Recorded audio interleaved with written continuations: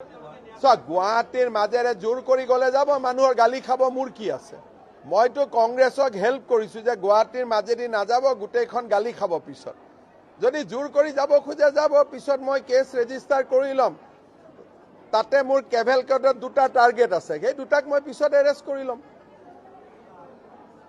সেই কেভেলকেডত 2জন বদমাছ মানুহ আছে। যেতিয়া লাহেকৈ গুৱাহাটী পাৰ হ'ব, মই কোনোবা এটা সময়ত 2টাক এৰেষ্ট কৰি ল'ম। আমাৰ লগত ক'ত টক্কৰ ল'ব পাৰিব? আইন যদি ভাঙে, মই ইয়াততো বাধা নিদিওঁ, কেছ ৰেজিষ্টাৰ হৈ কৰি থৈ দিম। পিছত যি 2জনক উঠাব লাগে মই উঠাই লৈ আহিম। এইটো আছে SPGৰ এজন পুৰণা ইন্সপেক্টৰ যোনে জেকাই আছে যে গুৱাহাটীৰ মাজেদি যাব লাগে। যদি গুৱাহাটীৰ মাজেদি বিজেপিও নাযায়, যাই যদি যাব, জোৰ কৰি মই কাকো বাধা নিদিওঁ। পিছত মই ধৰি ল'ম। মই জানো কোনে জেক মাৰি আছে। কংগ্ৰেছতো চবেই মোক যি কথা কৈয়ে আছে, যি 2জনে জেক মাৰি আছে যে গুৱাহাটীৰ মাজেৰে বল, ভাঙি দে আইন। মই আইন ভাঙোতে একোৱে নকৰোঁ।